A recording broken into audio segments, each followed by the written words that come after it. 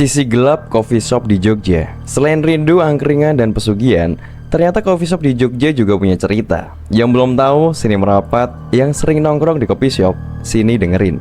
Seperti orang bilang, dimanapun kita berada, disitulah ada setan. Di sini saya akan membacakan 4 cerita horor yang dialami oleh 4 karyawan coffee shop yang ada di Jogja. Dan cerita ini saya dapat dari akunnya UKM Pengamatan. Yang pertama, ada Mbak Laras di tahun 2022. Aku lagi shift pagi, dan sekitar jam 7 pagi aku lagi opening tuh beresin. Aku lagi nyuci gelas dan membelakangi kasir. Nah tiba-tiba ada suara, "Mbak, udah buka belum?" Aku jawab, "Udah kak, sebentar ya." Gak ada sepersekian detik aku balik badan, itu gak ada orang. Dan ternyata aku baru sadar kalau pintu masuk aku tutup. Aku langsung lari ke warung depan sampai ada customer beneran datang. Yang kedua, ada Rizky 2023.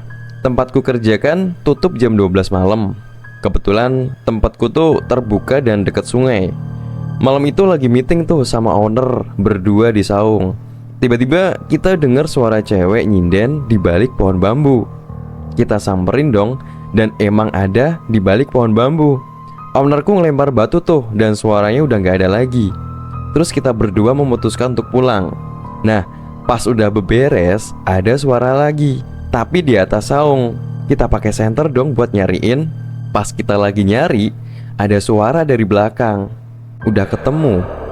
Yang ketiga, ada Ivan 2019. Penjaga malam kedaiku dulu sering tidur di smoking room. Terus ada satu kejadian yang bikin dia milih buat tidur di luar.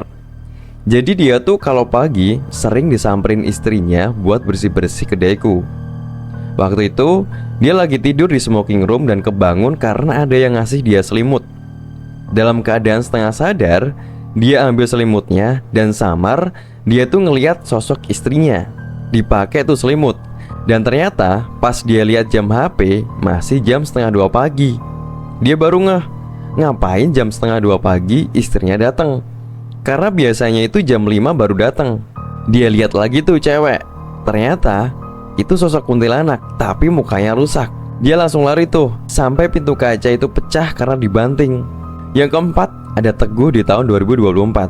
Awal buka 3 bulan, baristaku gantian sakit dan sakitnya sama. Demam tinggi sama ada bintik-bintik merah di badan. Awalnya kita ngira ada nyamuk atau apalah. Tapi pas mereka cek ke dokter, bukan karena nyamuk, tapi demam biasa aja. Aku iseng ngumpulin anak-anak, dan pada cerita kalau mereka ini pas sakit mimpi ketemu laki-laki pakai baju Jawa.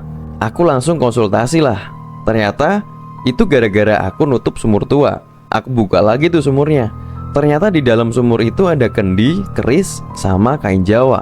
Gimana? Kira-kira kalian yang kerja di coffee shop juga pernah ngalamin kejadian horor gak? Coba ceritain di komen.